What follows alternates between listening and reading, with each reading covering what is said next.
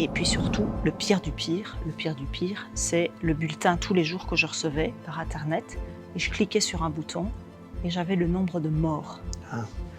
Et ça, je me suis dit, mais nom de Dieu, je suis ministre de la Santé, moi je suis là pour sauver des vies, pas pour voir des gens qui meurent, quoi. Tu n'es pas prêt à ça. C'est clair. Bonjour, bienvenue dans Coulisses et Confidences. Aujourd'hui, notre invitée est une figure incontournable de la politique wallonne. Elle est née à Ougré, dans une famille d'ouvrières d'origine italienne. À 16 ans, elle rejoint les rangs du Parti socialiste. À 26 ans, elle devient la plus jeune vice-présidente du PS. Et depuis, elle n'a cessé de gravir les échelons, sans jamais oublier d'où elle vient. Criminologue de formation, militante de conviction, ex-ministre à la tête de dossiers aussi lourds que l'emploi, la santé ou l'égalité des chances, elle a dû affronter les crises les plus rudes de ces dernières années, Covid, inflation et crise sociale.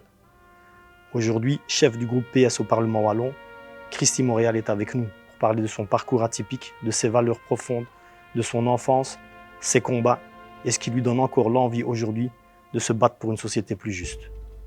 Bonjour, merci Christy Montréal d'avoir accepté notre invitation. Avec plaisir, Jamel. Je sais que tu as un emploi du temps très chargé, donc dans cette émission, on aime découvrir les coulisses des parcours et créer de confidences sincères. Alors pour commencer, qui est Christy Montréal dans la vie de tous les jours ?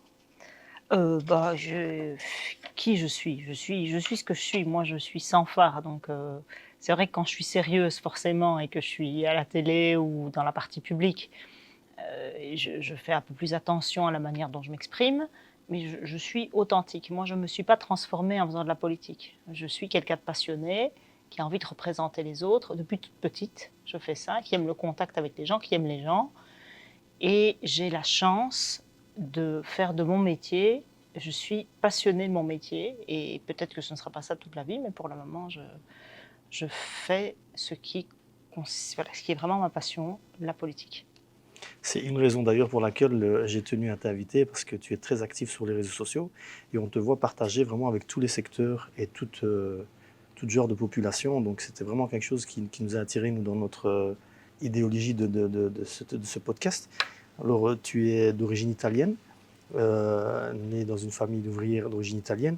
À quoi ressemblait en fait ta vie de famille quand tu étais dans ton enfance ? C'était déjà plutôt dans un milieu politisé ou c'était plus axé sur le travail maison ? Non, je n'étais pas du tout politisée. D'ailleurs, mon père n'a jamais voté. J'ai dû insister pour qu'il devienne belge et ma grand-mère était italienne. Donc, elle n'a pas pu voter sauf à l'Europe. Et mon père, j'ai dû le faire changer de nationalité, ce qui lui a arraché le cœur. Franchement, ça a été compliqué à gérer. En plus, c'était juste avant d'avoir la double nationalité. Bref, donc il est devenu belge. J'ai grandi dans le bas de... Je suis née en bas d'Ougré, tout près des Hauts-Fourneaux à Ougré, dans une rue qui s'appelait la rue Joseph-Staline, qui est devenue rue de la démocratie, sans transition d'ailleurs, tout près des Hauts-Fourneaux. Et puis à mes 3 ans, on a déménagé. Mes parents ont acheté une maison, une petite maison ouvrière, dans une cité où il y a beaucoup de logements sociaux. Mais dans la rue, il y avait quelques maisons qui étaient achetées par des ouvriers principalement. Et donc mon papa travaillait, ma maman ne travaillait pas. Elle s'est occupée de moi, donc j'ai eu de la chance. J'étais à une école communale à Ougré, pas très loin de chez moi. Et j'avais mes parents, mes grands-parents, ma marraine, tout le monde habitait dans le quartier, donc tout le monde se connaissait beaucoup. Et ma maman, vers mes 11 ans, d'abord elle a commencé à faire des ménages, à tapisser un peu chez les gens et des choses comme ça. Et puis à 11 ans, elle a eu l'occasion de travailler dans une société comme, on va dire, à l'époque on ne demandait pas de diplôme, comme travailleuse sociale. Et elle a fait ça alors jusqu'à sa pension. Et mon papa, il est sidérurgiste, donc il travaillait comme ouvrier à Tolmatil et puis à Ferblatil. Donc il a fait les feux continus, les pauses. Et quand j'ai commencé à faire de la politique, j'ai commencé à faire de la politique devant l'usine de mon papa. Pour militer déjà. Avec ses collègues. Ouais. Ah ouais, c'est top ça. Tu as eu une figure qui t'a influencé durant ton enfance ? Non. Je ne peux pas dire que j'ai dans mon enfance... j'ai une enfance, tu vois, heureuse. On n'avait pas de jardin à la maison, on avait une cour. Et mes parents ont voulu avoir des enfants, plusieurs enfants. Mais après moi, j'étais la première. Et après moi, ma mère a fait beaucoup de fausses couches, dont des enfants qui sont morts assez tard dans sa grossesse. Et puis du coup, on lui a dit que c'était pas possible. Et moi, j'ai compensé parce que les filles uniques en général, les enfants uniques, on dit souvent c'est des enfants rois.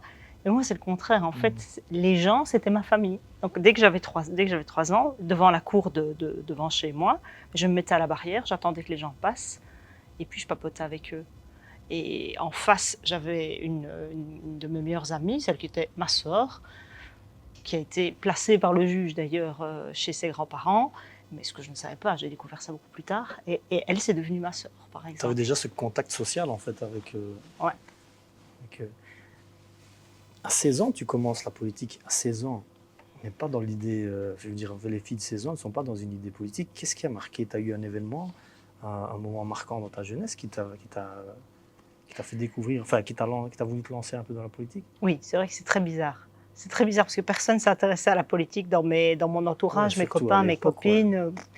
J'étais à l'air pur, à Serein, et un jour, j'ai eu mon prof d'histoire. J'ai d'ailleurs appris par la suite, il m'a avoué qu'en fait, il était de droite, il était libéral, mais il a donné un cours, il tenait beaucoup à ne pas montrer sa couleur politique, et il a donné un cours sur le libéralisme et le capitalisme. Et moi, sur le socialisme, pardon, et le capitalisme. Et là, je me suis dit, le libéralisme et le socialisme. Et là, je me suis dit, mais en fait, c'est super injuste que selon où on est, ou selon l'environnement dans lequel on grandit, qu'on n'ait pas les mêmes chances. Et moi, je me suis dit, ça, c'est super injuste.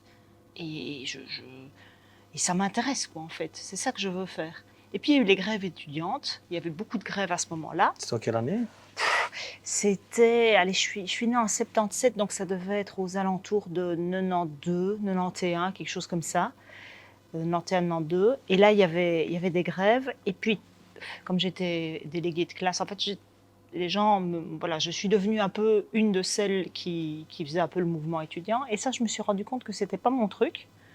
En fait, même que voilà, je l'ai fait, j'ai milité, je pensais que c'était ce qu'il fallait qu'on fasse, mais je me suis dit que ma place, c'était pas spécialement vouloir être contre, mais c'était de vouloir mouiller son maillot, relever ses manches et changer le monde.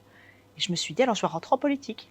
Comme je me sentais de gauche, j'ai demandé les programmes des partis, du CDH qui était à l'époque, aujourd'hui c'est les engagés, le CDH, Écolo, LPS. Et j'hésitais entre Écolo et LPS parce que j'étais féministe, j'aimais bien l'environnement et la gouvernance aussi. Le fait qu'il n'y ait pas de femmes en politique à ce moment-là, il n'y avait que des mecs. Il y avait que des mecs.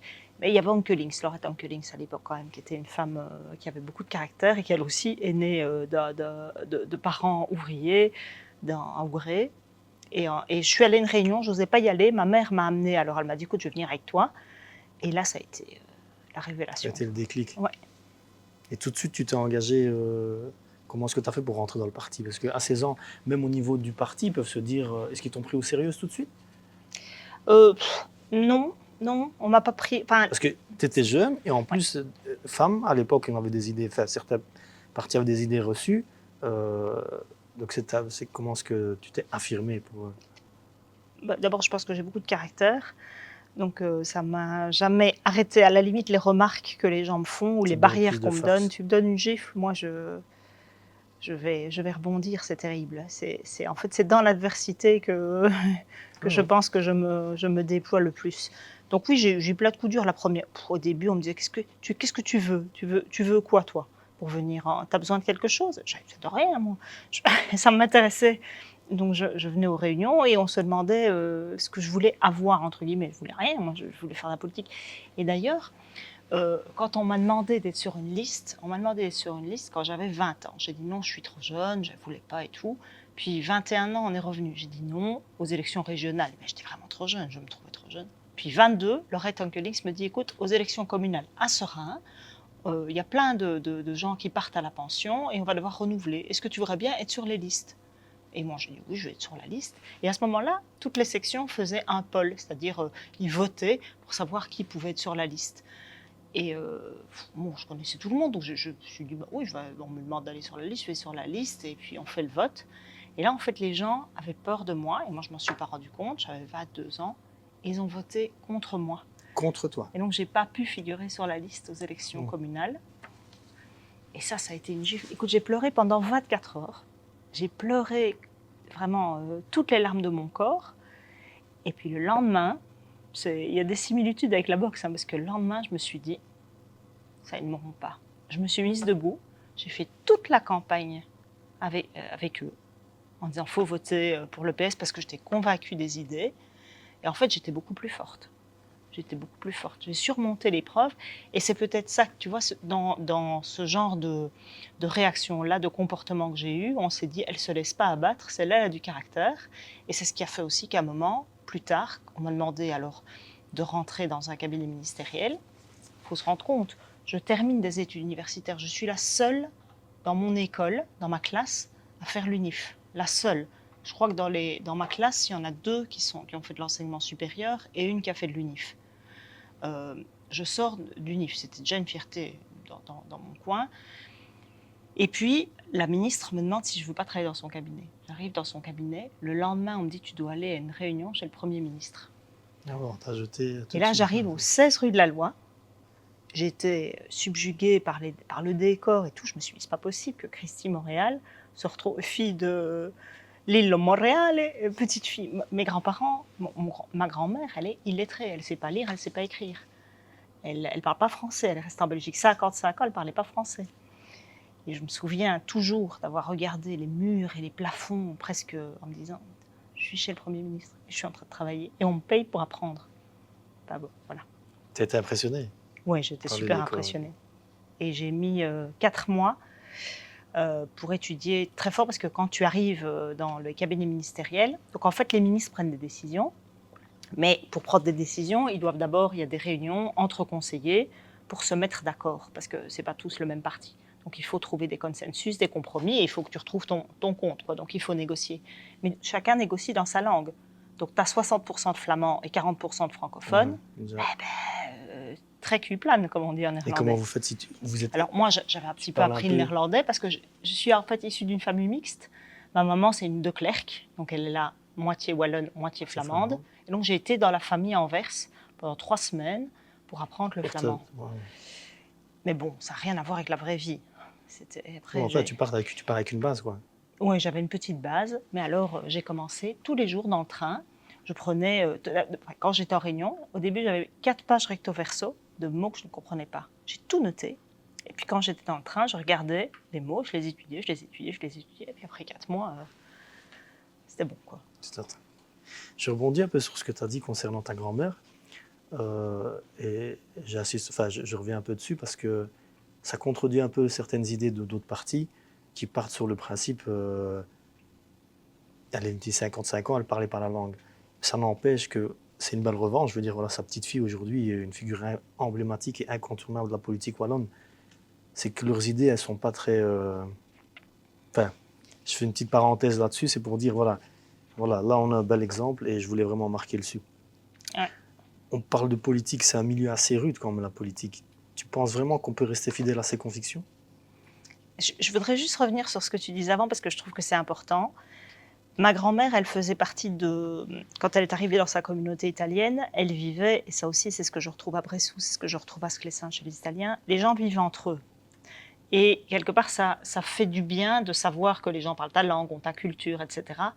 Mais elle avait aussi une vision qui était assez négative des autres, c'est-à-dire qu'elle est arrivée dans un pays et elle avait moi je l'ai vécu forcément, Manona, elle trouvait que les Belges c'était moins bien que les Italiens. Elle trouvait que, voilà, elle aimait mieux sa culture et elle aurait bien voulu parfois imposer son point de vue aux autres. Et donc, quand j'ai été à mariage mixte, ça a été un peu compliqué avec ma maman, mais ça s'est bien passé finalement. Mais en fait, ce que je veux montrer, c'est l'évolution par génération. Parce que ma grand-mère, elle était illettrée. Elle ne parlait pas français et elle avait une vision assez négative, on va dire, des autres cultures et des gens qui ne vivaient pas comme elle, qui n'étaient pas croyants comme elle. Parce que ma grand-mère, elle mettait un foulard quand elle allait à l'église tous les jours. Elle était vraiment, voilà, très, très croyante. Et puis après, il y a eu mon papa. Et mon papa, il a travaillé, dès qu'il a terminé l'école, on l'a engagé tout de suite à Cockerill. Et il avait des collègues de toutes les nationalités. Et il a été quelque part, même si on a connu les discriminations, parce qu'à chaque fois qu'on partait en vacances, on allait en Rimini par exemple en vacances, et puis après, quand j'ai eu 12-13 ans, là on est allé une fois en Tunisie, à chaque fois qu'on était à l'aéroport, mon père, on s'arrête, il avait une tête d'arabe, on ouvre les bagages et on fouillait tout, parce que ça on a vécu très très fort. Mon père en plus a une tête... Voilà, effectivement. Méditerranée, quoi, donc ouais. Oui, c'est le sud de la Sicile, hein, il n'y a pas photo. Donc, mais donc tout ça pour dire qu'après, Et aujourd'hui, moi, je suis devenue ministre et plus personne ne me voit comme une femme issue de l'immigration. Je suis devenue la normalité. Et c'est ce que j'essaye de montrer aussi quand j'ai financé des cours d'apprentissage du français à des gens qui arrivent en Belgique et qui se disent « mais à quoi est-ce que mes enfants vont avoir droit ?» Et j'essaye de leur dire « pour vous, vous allez peut-être rimer, mais vos enfants et vos petits-enfants, on va faire en sorte que voilà, l'accueil soit meilleur et qu'ils aient une vie qui fasse qu'on ait oublié en fait leurs origines, même si c'est une plus-value. On n'oublie jamais ses origines. C'est plus, mais c'est ce qui fait vivre aussi la Wallonie, c'est sa belle diversité. C'est vrai, exactement. Tu as reflété exactement le pensée avec des meilleurs mots, c'est vraiment ce que je voulais dire. Je suis vraiment d'accord avec toi sur tous les points de vue.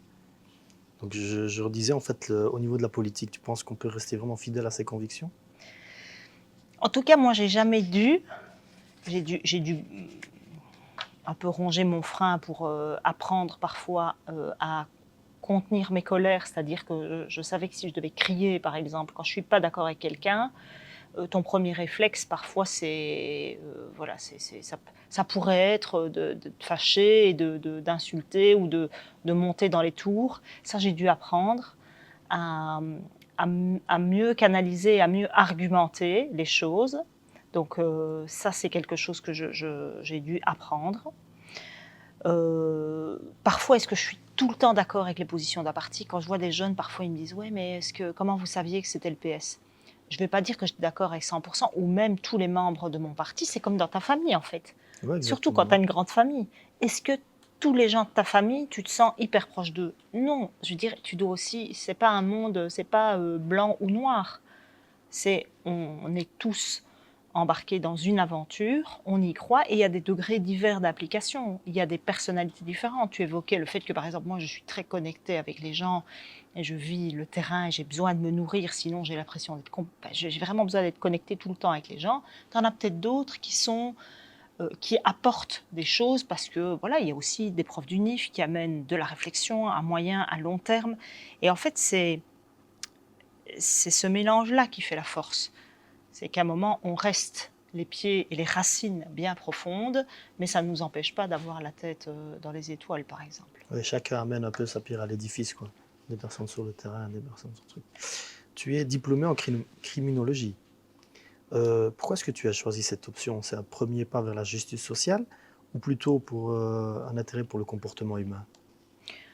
Alors, a priori, je peux faire mon intellectuel et dire absolument, ça m'a servi, et c'est vrai, ça m'a servi finalement parce qu'il y a beaucoup de psychologie en criminologie, ouais. et que c'est utile. Après, il y en a même qui disent qu'au PS liégeois, c'était utile d'avoir une criminologue parce qu'il y avait eu les affaires, mais ça, c'est juste pour le côté humoristique. Non, en fait, j'en savais rien, puisque personne n'avait fait d'études dans ma famille. On ne savait absolument pas ce que j'allais faire. Et quand j'avais terminé ma réto, ma mère était venue trouver la prof, ma titulaire, en disant qu'est-ce qu'elle va faire. Et la prof de français, qui était vraiment une de mes références, avait dit peu importe, tant que c'est la communication, c'est bon. Bon, j'étais pas super avancée. Ma mère m'a dit fais la commu. J'ai dit non, pas la commu et tout. Je suis allée au CIEP, j'ai fait les trucs, les job days là, pour chercher ce qu'on m'avait dit. On m'a dit diplomatie ou je sais plus, Sciences Po. Alors, je me dis, je vais faire Sciences Po, parce que j'aime bien la politique. Et j'ai croisé le mari de Laura Tankelings, et je lui ai dit, je vais m'inscrire en Sciences Po. Et il m'a répondu, je partais avec, j'avais une Ford Fiesta, ma petite Ford Fiesta noire, et il me dit, non, tu vas faire de la politique toute ta vie, va plutôt faire le droit. Et je suis montée m'inscrire à la place du Vintou, j'ai fait le droit. J'aimais pas du tout, je me sentais pas légitime. J'avais beaucoup de gens qui étaient des avocats, des fils d'avocats, des fils de juges et tout ça. J'étais d'ailleurs matricule 9505552, et mon prof, et les profs parfois, sans le vouloir, en fait, ils me blessaient. Parce que quand on était devant l'amphithéâtre, ils disaient « Ah, vous êtes le fils de maître un tel, ah, vous êtes le fils du prof. » Et moi, je me disais « Putain, et moi, je suis la fille Charlie Montréal, quoi. » J'ai dit « Merde. » Et donc, je me sentais pas bien, en fait. Et après 2 ans, quand j'ai fini mon bachelier, j'avais des amis qui ont fait la criminologie et je les ai suivis. Et là, en fait, c'est dans la même faculté, mais c'était des classes qui étaient un peu plus petites, il y avait beaucoup plus d'interactions, beaucoup plus. Il y avait la psychologie de la délinquance, il y avait tous les aspects de médecine et des aspects de droit, mais qui étaient plutôt le droit pénal, et ça, j'aimais bien. Et tu es décrite, Christy, comme une militante féministe engagée où tu as des combats tels que la violence conjugale, l'égalité homme-femme et bien d'autres. Quels sont tes combats maintenant pour l'avenir? Est-ce que tu as quelque chose qui te tient vraiment à cœur ou que tu veux...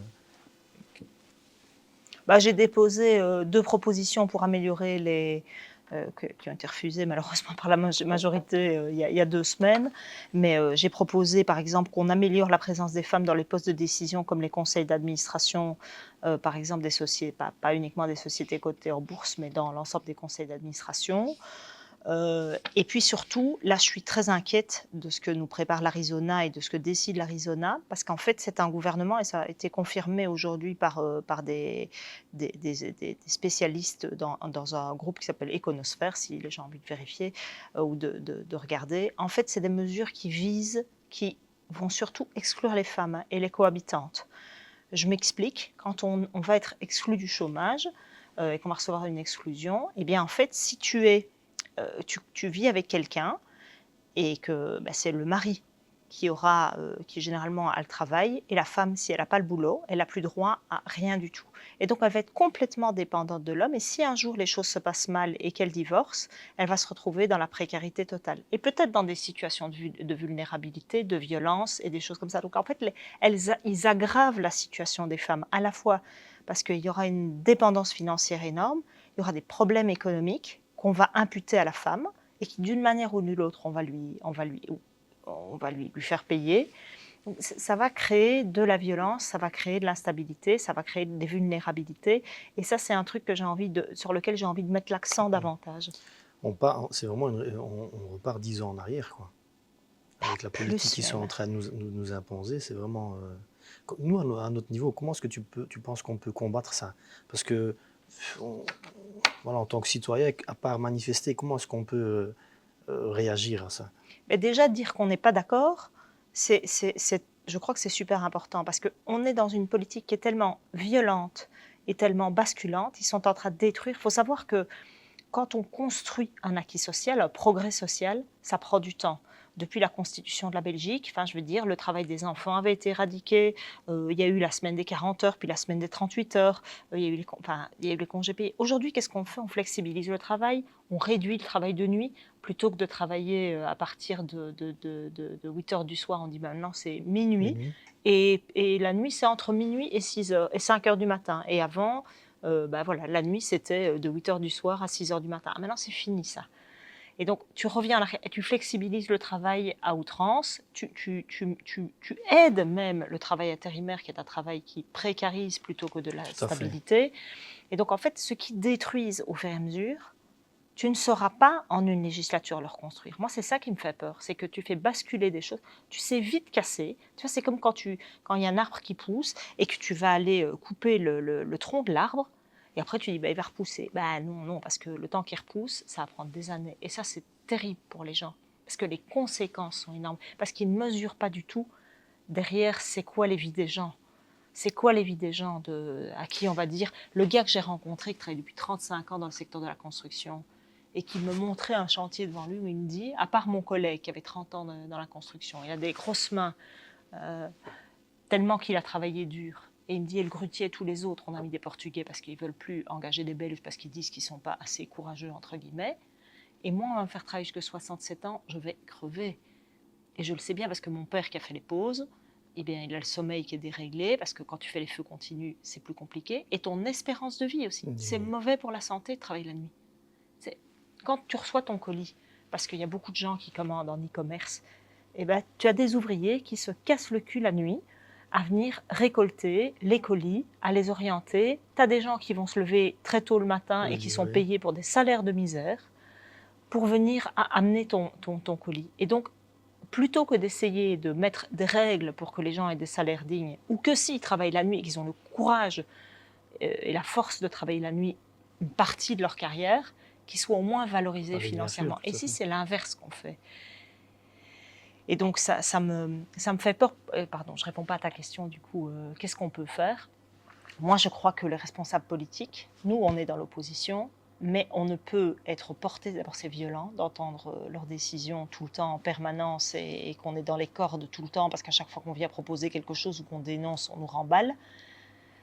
On a besoin d'être porté par les gens et par la société. Et ce n'est que si les citoyens se bougent, disent qu'ils ne sont pas d'accord, parce qu'ils s'attaquent à tout, ils s'attaquent à la justice, ils s'attaquent à la police, ils s'attaquent aux citoyens, ils s'attaquent aux associations, ils s'attaquent à l'école, ils s'attaquent aux médias, ils s'attaquent à la culture, et ils vont sûrement s'attaquer au sport aussi.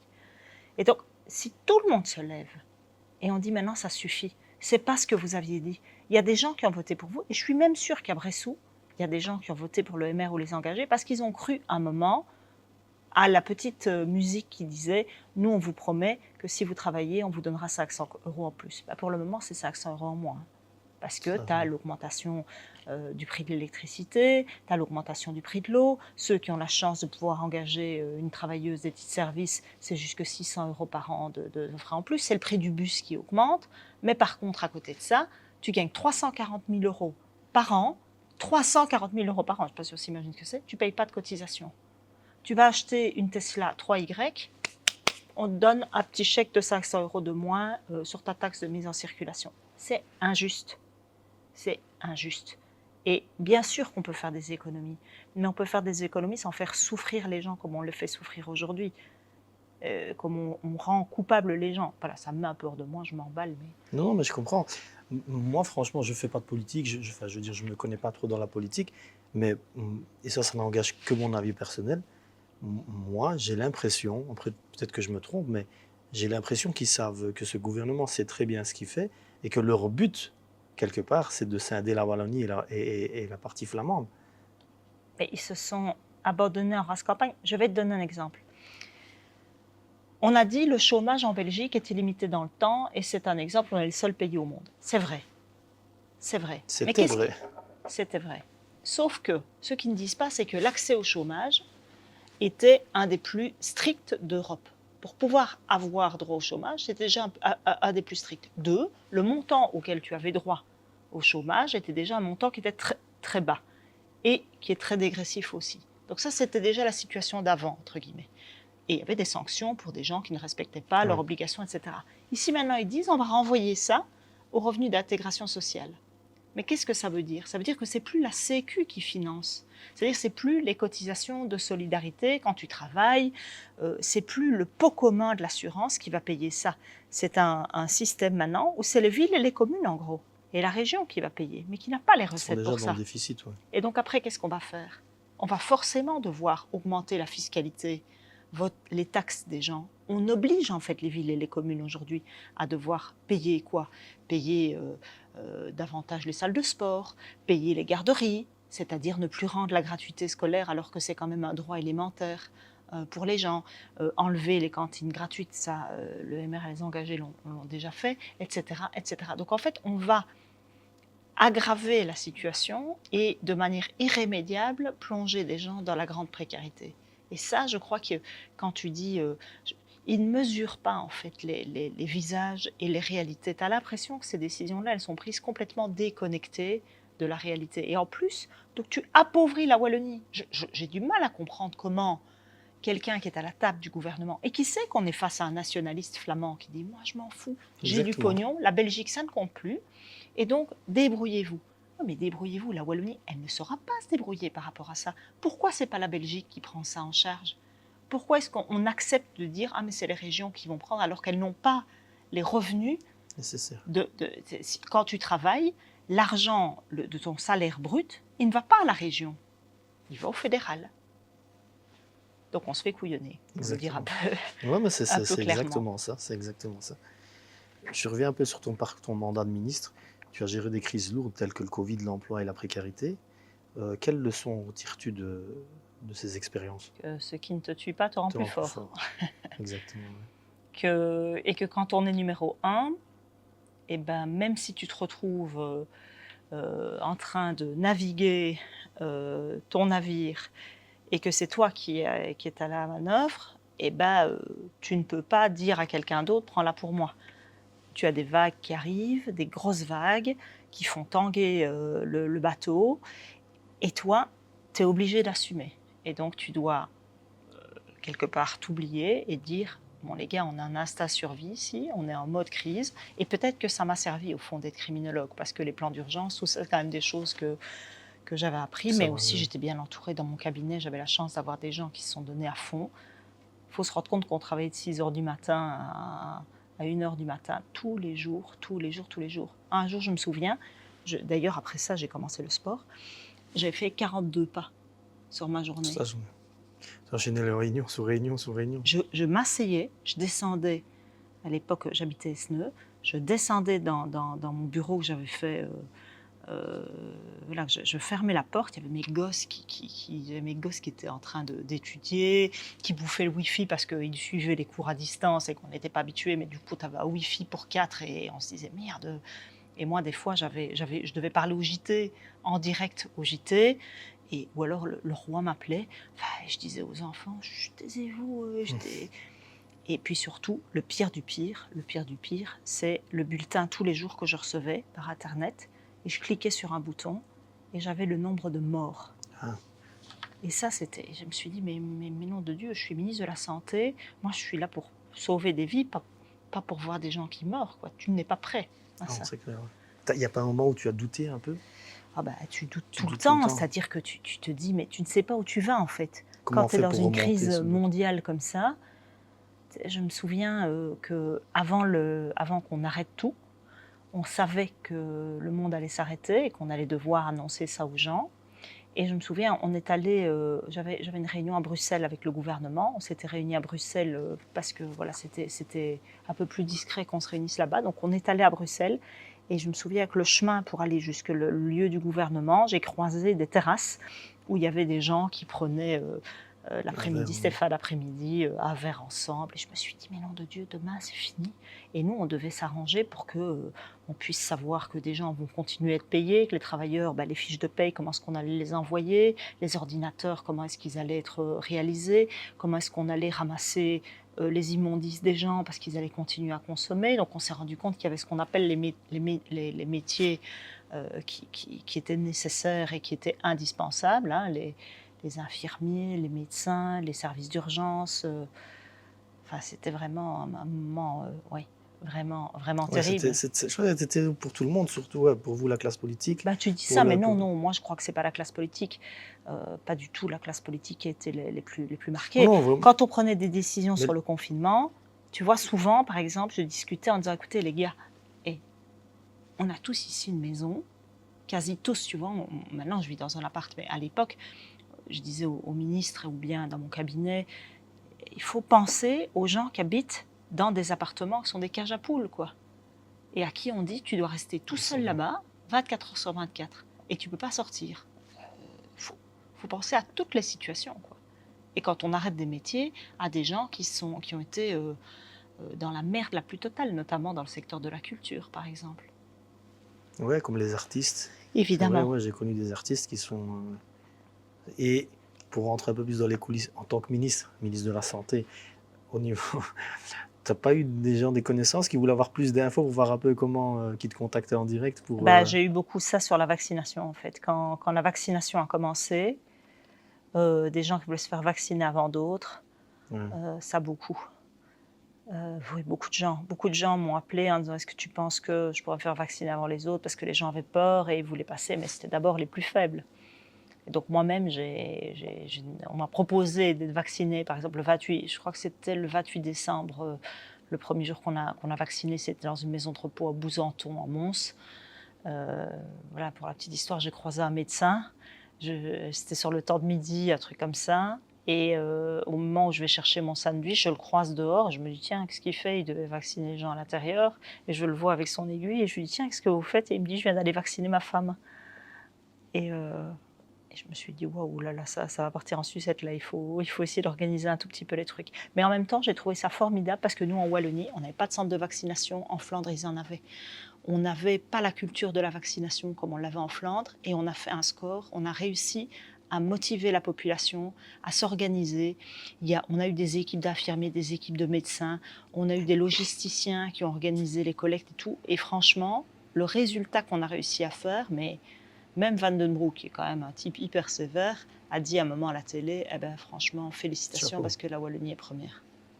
Ça doit être un travail de fou, ça, en fait. Donc ça veut dire que, voilà, les Wallons qui étaient... à la crise. Et c'est pour ça aussi que j'en veux beaucoup au gouvernement aujourd'hui, parce qu'en fait, il s'attaque finalement à tous ces métiers essentiels. C'est vrai. On les a honorés pendant un certain temps, et c'est vrai que maintenant on les oublie. Hein. Dans les villes et dans les communes, ils étaient là pour distribuer les masques. Les fonctionnaires à qui on a demandé d'assurer quand même pendant tout le Covid. Et aujourd'hui, à qui on dit vous êtes des moins que rien. Et les enseignants, c'est pareil. On vous donne plus, on vous nomme plus, on vous fait des CDD et vous allez travailler plus d'heures et vous allez gagner moins et vous allez avoir une pension qui sera moins bonne. Ben, c'est pas comme ça qu'on remercie les gens. Et C'est avoir surtout la que mémoire courte. les enseignants, je veux dire, c'est la base de l'éducation, quoi. Le futur, c'est nos enfants. Bien sûr. Donc s'ils n'ont pas d'éducation, on est parti pour... Ça va être... Enfin, j'ose même pas imaginer, enfin, j'aimerais pas être enfant maintenant, quoi. Parce que le futur, je le vois, moi, je le vois vraiment de manière pessimiste. Et en même temps, c'est notre responsabilité de se dire qu'on doit tout faire pour que leur avenir... C'est justement aussi pour ça, tu me dis qu'est-ce qu'on doit faire? Pas rester dans son fauteuil, Ouais. pas se dire c'est inévitable. Moi, j'ai souvent en tête une phrase, tu vois, comme si c'était ma mantra, un truc auquel je crois beaucoup. Celui qui lutte ne sait pas s'il va gagner, mais celui qui ne lutte pas a déjà perdu. Exactement. Voilà. Et donc, je vrai. crois qu'on doit lutter. Comme disait Mandela, je ne perds jamais, soit j'apprends, soit je gagne. Selon toi, Christy, qu'est-ce que la politique t'a appris sur l'humain? Écoute, à travers la politique, j'ai découvert énormément de vies, de parcours, de situations que je n'aurais jamais découvert sans la politique. Je veux dire, j'ai passé des nuits à suivre des personnes qui n'avaient pas de logement, qui avaient des problèmes d'assuétude profonde. J'ai passé du temps avec des gens qui vivaient cachés, qui vivaient cachés pour attendre pendant 6 mois un camion qui va les emmener à leur Eldorado qui était l'Angleterre, qui vivaient dans des tentes, qui sortent à 4 pour essayer d'ouvrir un camion et de pouvoir rentrer dedans pour pouvoir aller vivre une vie meilleure parce qu'ils ont fui la guerre. Mais j'ai rencontré aussi des dirigeants d'entreprises qui sont aussi parfois brillantissimes et qui ont une vue, qui ont une... allez, je sais pas moi, le patron de Safran, par exemple, Safran Aerobooster, c'est une grosse boîte en Wallonie. Et moi, je trouve que des patrons comme ça, c'est des vrais capitaines d'entreprise qui ont envie d'investir en Wallonie, qui ont envie d'engager des gens en durée à déterminer, qui ont envie que des gens qui rentrent dans la boîte puissent gravir les différents échelons, même ici où on est. Je veux dire, combien dans le gardiennage, grâce à Protection Unit, des gens des quartiers populaires ont pu avoir quelque part un métier où ils sont fiers de pouvoir faire respecter l'autorité d'une certaine manière, alors que peut-être dans leur parcours, eux-mêmes avaient eu des parcours un peu compliqués comme adolescents, et puis se dire, moi je suis bien sapé, j'ai un bon salaire, je me forme et je peux grandir dans la société. Donc ça m'a aussi fait découvrir, tu vois, cette palette-là de choses totalement parfois improbables si j'avais une vie plus classique. C'est vrai que ouais, des gens comme ça, c'est une plus-value pour la société.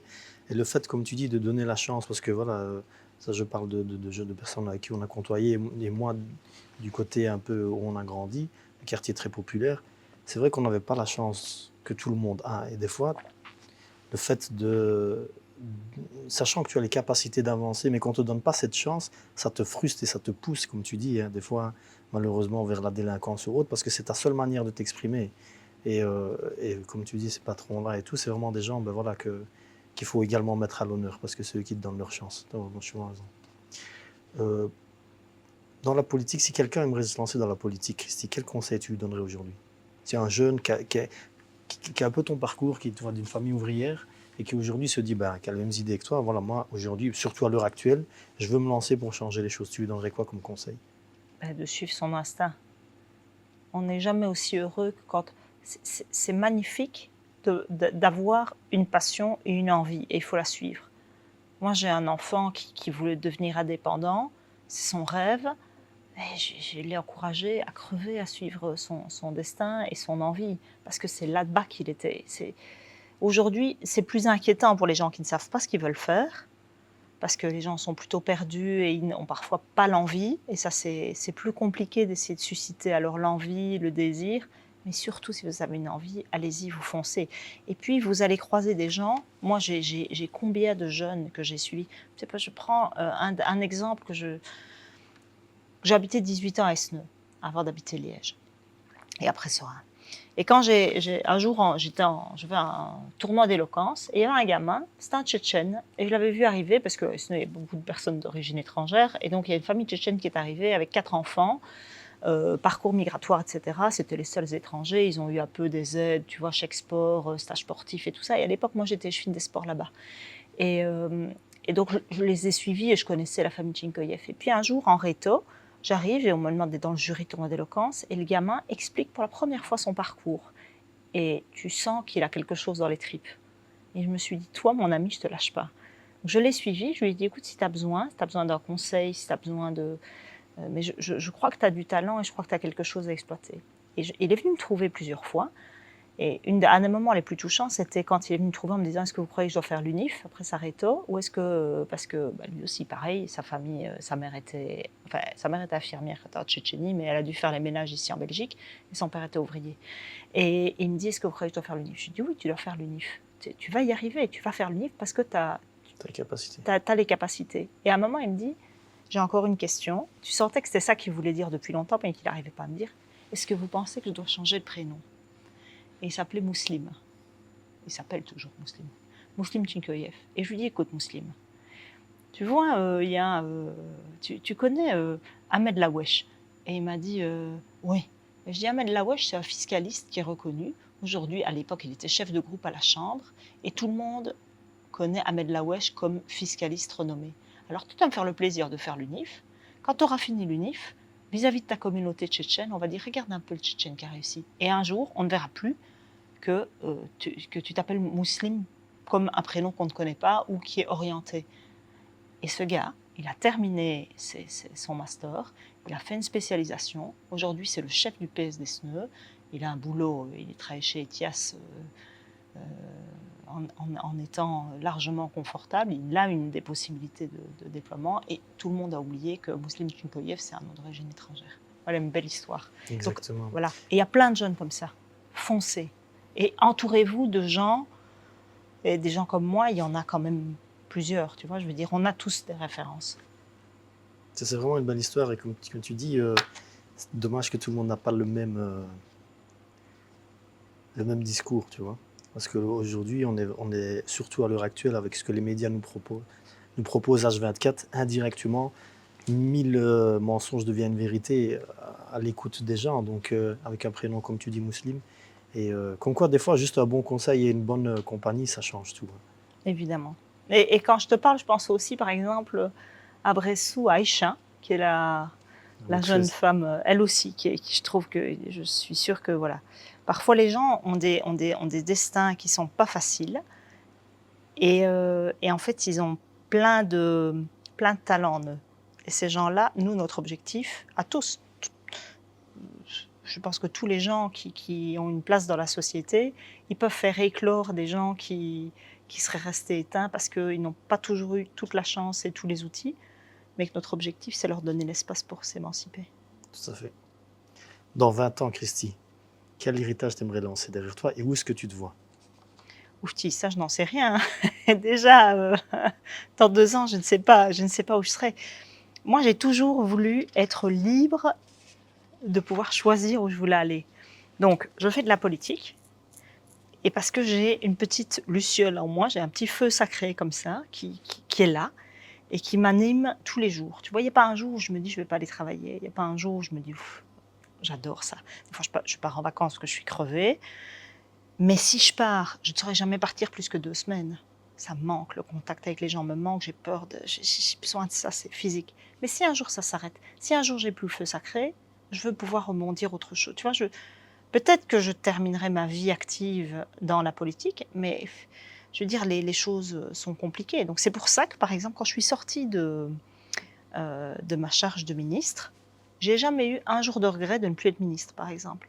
Parce qu'il n'y a pas un jour dans ma tête où je ne me suis pas dit, tous les jours en me levant, ministre, c'est provisoire, tu as une charge, tu as une mission, tu la poursuis, mais même si quand tu es ministre, forcément, tu as un peu le monde à tes pieds, entre guillemets, parce que la fonction fait que ça te met en lumière et ça te donne un certain statut.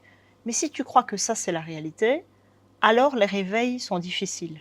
Si par contre, tu sais que tout ça, c'est la ministre, entre guillemets, et pas toi ta personnalité, ça va déjà mieux. Si en plus tu restes connecté avec les gens, je fais 1240 visites de terrain quand j'étais ministre, alors tout va bien. Et si demain, donc quand je suis sortie comme ministre de charge, je savais bien que j'allais avoir un petit peu de temps tellement que j'avais travaillé beaucoup, et quand tu travailles 7 jours sur 7, ben, je savais bien que ça allait être une petite diminution. Donc j'ai repris des études à l'université. Ok. Je fais un certificat interuniversitaire en management public, un management innovant en réseau de soins. Et je me dis, je mets plusieurs cordes à mon arc. D'abord parce que pendant 5 ans, j'ai été ministre de la formation et j'ai dit aux travailleurs, il faut que vous vous formiez. Donc ce que je dis aux autres, je veux me l'appliquer à moi. Peut-être que j'en aurai jamais besoin, mais j'en ai besoin parce que je m'occupe quand même un petit peu de la fusion des hôpitaux, des rassemblements des hôpitaux, donc c'est toujours bien d'avoir une expertise. Et puis voilà, je ne sais pas de quoi demain ça fait, mais je ne veux pas m'accrocher si après j'ai pas le feu sacré. Il n'y a rien de pire qu'un élu politique qui n'y croit plus, tu vois. Ça sent que sa flamme s'est éteinte. C'est bien, tu reprends les études. La meilleure des richesses, c'est le savoir, hein, comme on dit. Ouais. Et moi, une journée où j'apprends pas, c'est une journée de Une perdue. journée de Donc, perdue, tout à fait. Bah, Christy, je te remercie pour cet entretien. Merci pour tes confidences. Ça a été un entretien très enrichissant pour moi. et c'est moi qui te remercie parce que tu m'as mis très à l'aise au Avec point plaisir. que j'ai eu envie de parler. Donc merci Jamel. Merci Christy. À bientôt. Ce qui frappe chez Christy Montréal, au-delà des fonctions qu'elle a occupées, c'est sa fidélité à ses racines. À travers chaque réforme, chaque combat, on devine la jeune fille d'Ougrée qui voulait réparer le monde. Merci à Christy pour sa transparence, son engagement et cette parole sincère qui donne envie d'agir et de s'impliquer, de croire à la force de ses convictions. Si cet épisode vous a touché, pensez à le partager, à vous abonner et à nous soutenir pour continuer à mettre en lumière ces parcours qui inspirent.